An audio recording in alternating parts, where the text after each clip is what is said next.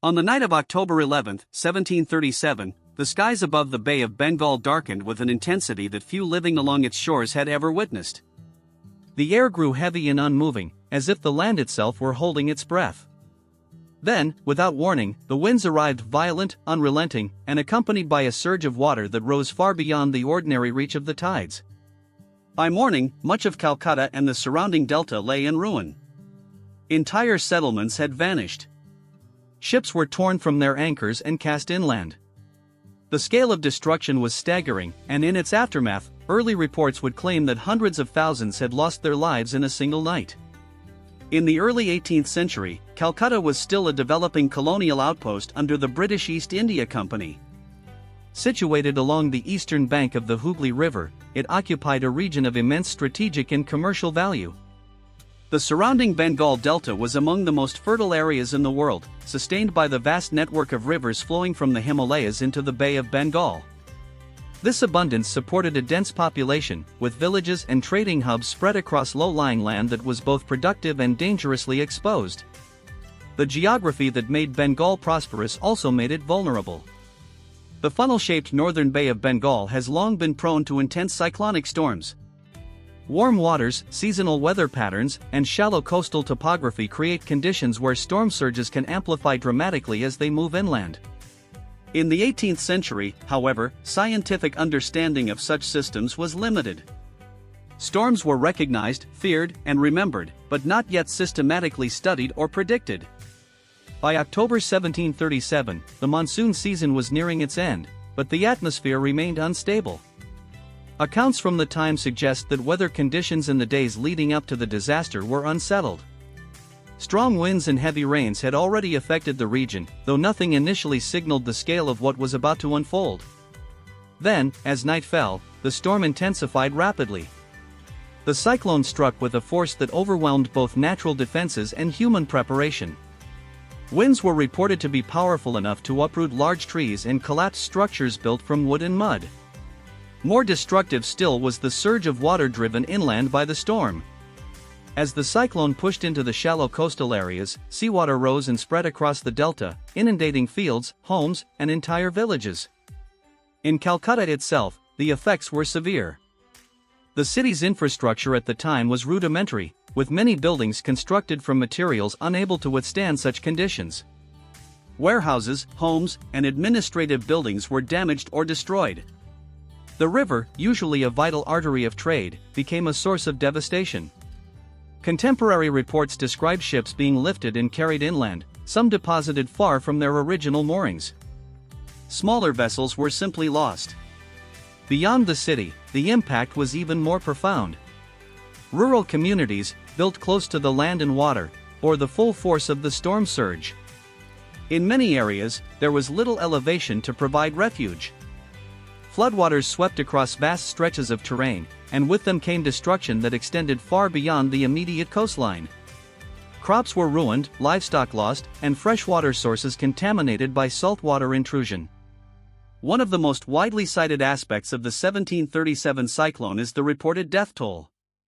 Early accounts, including those circulated in Europe, suggested that as many as 300,000 people had perished. These figures, repeated over time, contributed to the event's reputation as one of the deadliest natural disasters in recorded history. However, modern historians approach these numbers with caution. Record-keeping in the region at the time was limited, and many reports were based on second-hand information or estimates influenced by the scale of visible destruction. While the exact number of fatalities remains uncertain, there is little doubt that the human toll was immense. The combination of high population density, fragile infrastructure, and the suddenness of the storm created conditions where large numbers of people were exposed to immediate danger. Many would have had little opportunity to seek shelter or escape rising waters, particularly during a nighttime event. In the days that followed, the region faced a secondary crisis.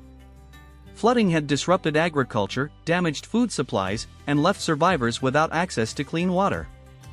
Disease often follows such disasters, though detailed records of outbreaks in the immediate aftermath are scarce. What is clear is that recovery would have been slow and uneven, shaped by both environmental and social factors. The British East India Company, still consolidating its presence in Bengal, was confronted with a situation that tested its administrative capacity.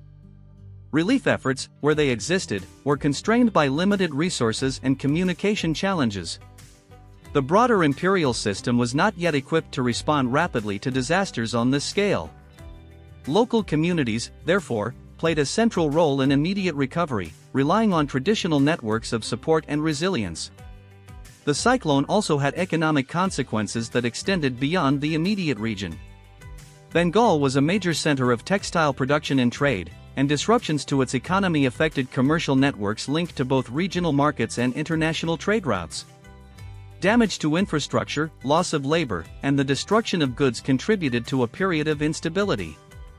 Over time, the memory of the 1737 cyclone became part of the historical narrative of the Bengal Delta, a reminder of both the region's vulnerability and its enduring importance. It also contributed, indirectly, to a growing awareness of the need to better understand and respond to natural disasters.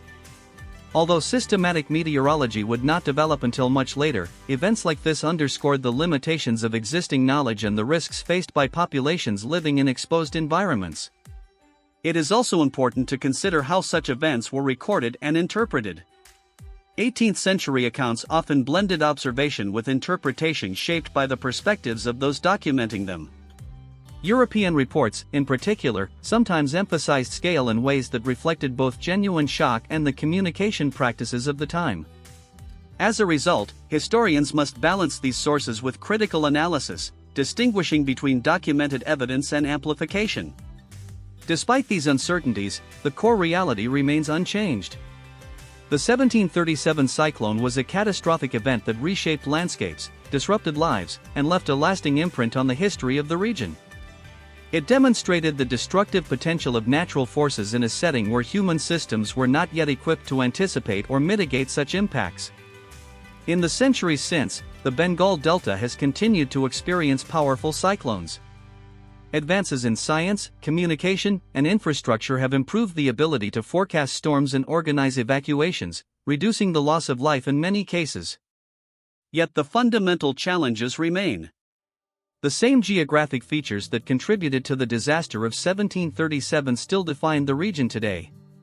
Modern efforts to manage cyclone risk include early warning systems, embankments, and shelters designed to withstand extreme weather. These measures represent a significant evolution from the conditions of the 18th century.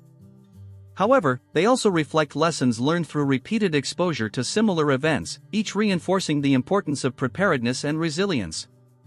The story of the Calcutta Cyclone is not only about a single night of destruction. It is also about the broader relationship between human societies and the environments they inhabit. In Bengal, that relationship has always been shaped by water, its abundance, its unpredictability, and its capacity to sustain and to destroy. Looking back, the 1737 cyclone stands as an early example of a large-scale natural disaster in a densely populated and economically significant region.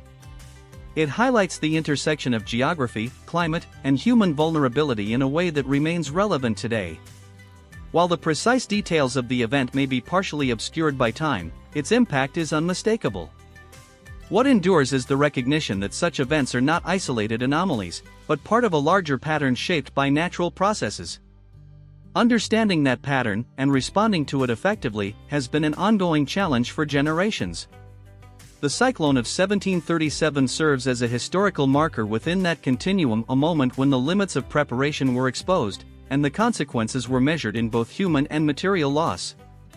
In the quiet that followed the storm, as survivors assessed what remained, the landscape itself had changed. Rivers had shifted, settlements had been erased, and the rhythms of daily life were disrupted in ways that would take years to restore. Yet, as in many parts of the world affected by similar disasters, communities adapted and rebuilt, drawing on both necessity and experience. The legacy of the event is therefore twofold. It is a record of destruction on a vast scale, and a reminder of the resilience that follows. In examining it, one sees not only the force of the cyclone, but also the enduring capacity of societies to respond, recover, and continue. More than 2 centuries later, the memory of that night persists, carried through historical accounts and ongoing study. It remains a point of reference for understanding the risks inherent in coastal living and the importance of preparedness in the face of natural forces that cannot be controlled, only anticipated. The 1737 Calcutta Cyclone does not belong solely to the past. Its lessons continue to inform the present, shaping how similar threats are understood and addressed. And in that sense, its significance extends far beyond the moment in which it occurred, offering insight into both the vulnerabilities and the strengths that define human interaction with the natural world.